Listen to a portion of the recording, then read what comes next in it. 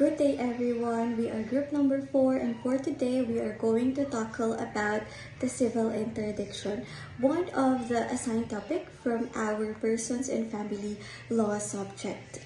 For the definition and description of civil interdiction, under Article 38 of the Civil Code of the Philippines, civil interdiction is one of the many restrictions of an individual's capacity to act and do not exempt the incapacitated person from certain obligations, as when the latter arise from his acts or from property relations such as easements.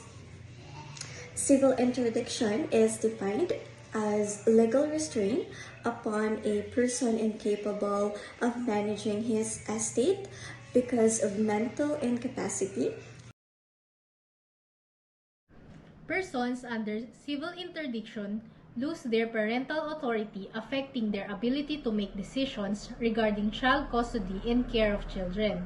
The court may appoint a guardian and consider the best interests of the child when making custody decisions, ensuring that the child's welfare is of utmost priority.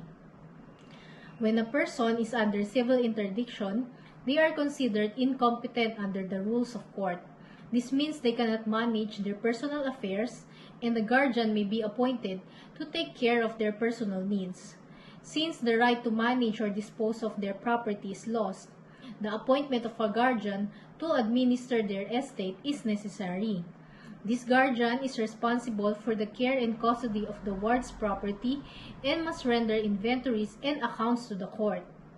As to the marital authority, during the time of the sentence, a person under civil interdiction cannot exercise authority over their spouse or manage their property.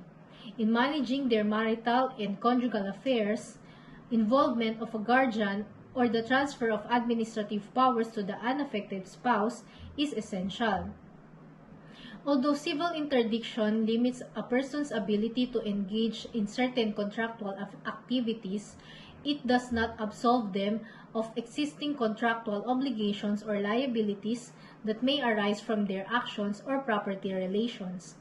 Contracts entered into prior the imposition of civil interdiction remain valid, but the ability to manage or alter those contracts may be restricted.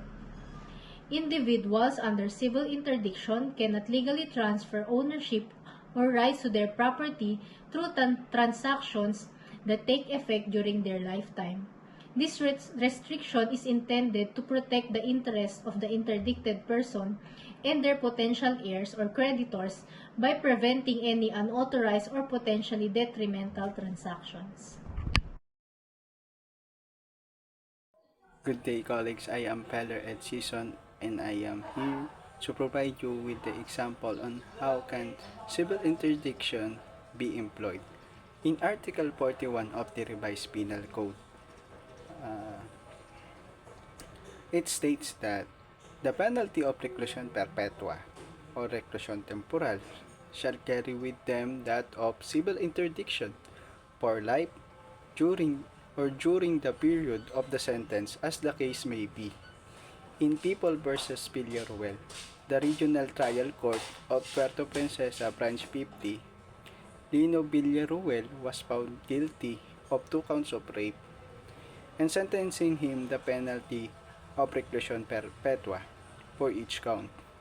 Because the appellant accused will serve the sentence of penalty of reclusion perpetua, he will also suffer from the accessory penalties of civil interdiction and perpetual absolute disqualification.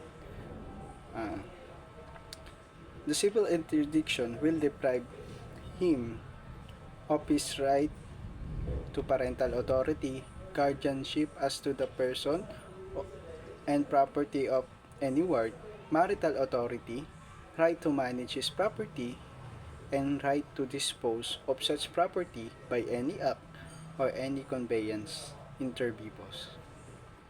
Thank you. That's all, and I hope you understand what is civil interdiction.